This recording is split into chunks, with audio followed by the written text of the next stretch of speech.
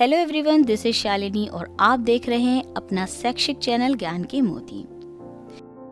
Dear viewers, आज के video में हम कक्षा 6 से संबंधित चल रही इतिहास की किताब से ले रहे हैं तीसरा अध्याय, जिसका अध्ययन कार्य हम पिछले इतिहास के वीडियो में कर चुके हैं। आज की वीडियो में हम करेंगे इसका अभ्यास कार्य। तो शुरू करते हैं पहले प्रश्न से। पहला प्रश्न है, निम्नलिखित में सही विकल्प पर सही का निशान लगाइए। आ है, सिंधु घाटी की सभ्यता थी। ऑप्शंस हैं का ग्रामीण सभ्यता, खा नगरीय सभ्यता और गा अर्ध नगरीय सभ्यता। सही विकल्प पर निशान लगाइए। सही विकल्प है नगरीय सभ्यता। बा है, हड़प्पा कालीन नगर बसे थे।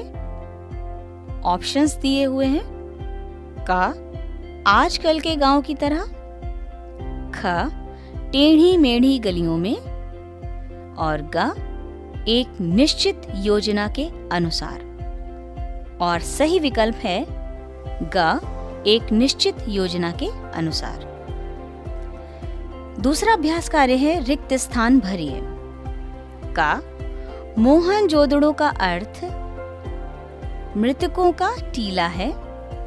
खा रोपण भारत के पंजाब राज्य में, कालीबंगा राजस्थान राज्य में है। गा है, व्यापार इराक और सिंधु घाटी के शहरों के बीच होता था। अगला अभ्यास कार्य है, सही जोड़े बनाइए। मिलाइए। का रोपण पंजाब, कालीबंगा राजस्थान, लोथल गुजरात, दायमाबाद महाराष्ट्र। चौथा अभ्यास कार्य है, प्रश्नों के उत्तर लिखिए। पहला प्रश्न है, कांसे की बनी नर्तकी की मूर्ति कहां से प्राप्त हुई है? उत्तर लिखिए।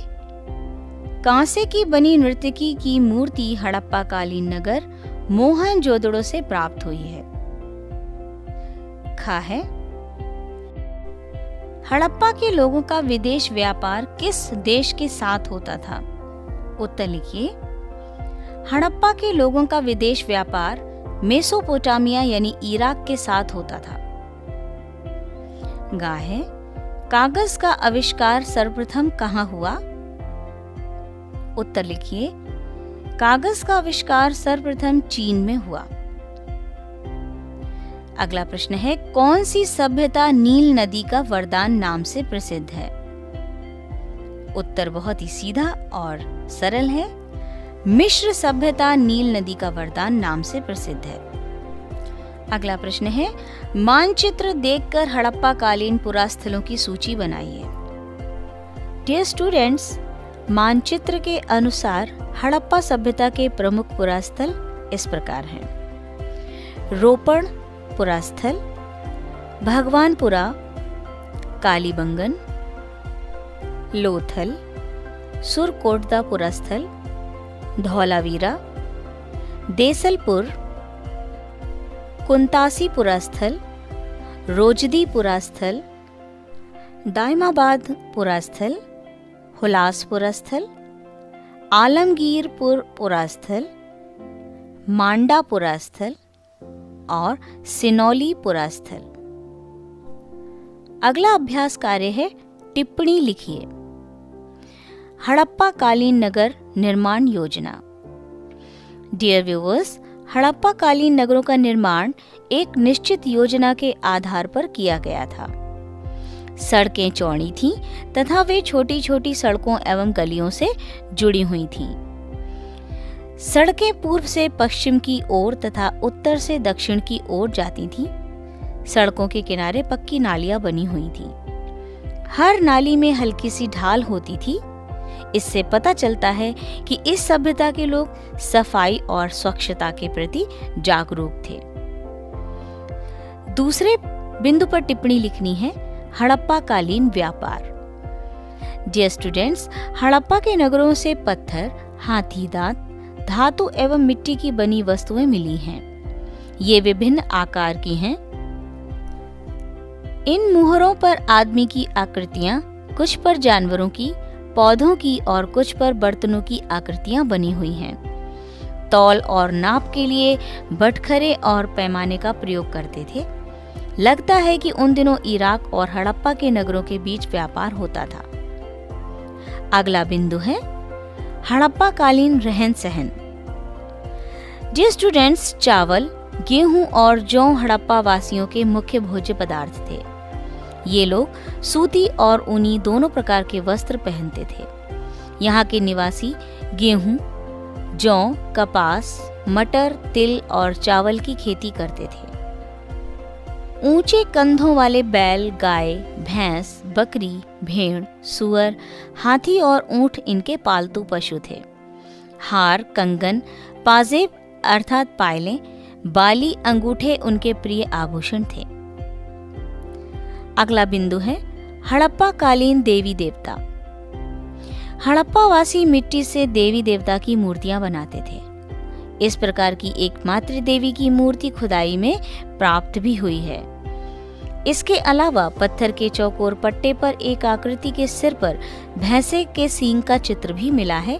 उसके चारों तरफ कई जानवर बने हैं। इतिहासकार मानते हैं कि हड़प्पावासी मातृशक्ति की उपासना, शिव की पूजा, वृक्ष पूजा और पशु पूजा करते थे। हमारा अगला प्रश्न है सिंधु घाटी के नगरों के बारे में लोगों को कैसे पता चला और हड़प्पा सभ्यता के नष्ट होने के क्या कारण हो सकते थे? उत्तर लिखिए।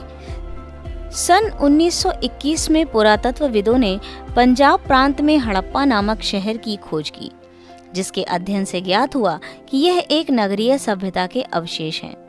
इसी प्रकार सिंध प्रांत में मोहनजोदड़ो की खोज हुई। जब इन स्थलों की विस्तृत खुदाई हुई तो नीचे दबा हुआ पूरा का पूरा शहर निकल आया। हड़प्पा सभ्यता के नष्ट होने के कई कारण हो सकते हैं। बाढ़ या भूकंप, महामारी, आक्रमण, आग या फिर आर्यों का आगमन। हमारा अगला प्रश्न है किस कारण सभी प्राचीन सभ्यताओं का विकास नदियों के किनारे हुआ? नदियों से विशेष लाभ क्या थे? उत्तर लिखिए। खेती के लिए पानी की उपलब्धता ने अधिक अन्न उत्पादन में मदद की। इससे व्यापार को बढ़ावा मिला, जिससे नगरों का विकास संभव हो सका। व्यापार के लिए जलमार्ग सुलभ था, साथ ही नदी मार्ग से व्यापार सस्ता, आसान तथा सुरक्षित था। यही कारण है कि सभी प्राचीन सभ्यताओं का विकास नदियों के किनारे ही हुआ है। अगला प्रश्न है निम्नलिखित तालिका पूरी कीजिए। एक तरफ सभ्यता का नाम लिखा हुआ है और दूसरी तरफ आपको नदी या सागर का नाम लिखना है और अगले कॉलम में आपको मुख्य योगदान लिखना है जो सभ्यता से संबंधित हो। सूची भरिए।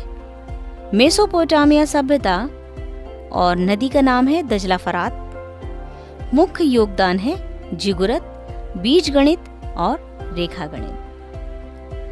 मिस्र की सभ्यता नील नदी। मुख्य योगदान पिरामिड और सूर्य पंचांग। क्रीट सभ्यता भूमध्य सागर के किनारे। मुख्य योगदान है जलयान और चित्रकारी।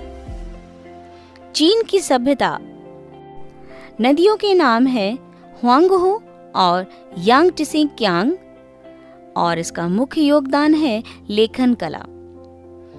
हड़प्पा सभ्यता सिंधु नदी के किनारे बसा है और मुख्य योगदान हुआ नगरीय सभ्यता और कपास की खेती। हमारा अगला और अंतिम प्रश्न है सिंधु घाटी के नगरों से मिलने वाली मुहरों के बारे में 4 प्रमुख बातें बताइए। उत्तर लिखिए। सिंधु घाटी के शहरों से प्राप्त मुहरों पर आदमी, जानवरों, पौधों और बर्तनों की आकृतियां बनी हुई हैं। एक मिट्टी की मूर्ति मिली है जो शायद उन लोगों की देवी की मूर्ति थी। एक आकृति के सिर पर भैंस का चित्र है और एक मुहर पर पीपल की पत्तियां और सांप बने हैं। शायद इनकी भी पूजा होती थी।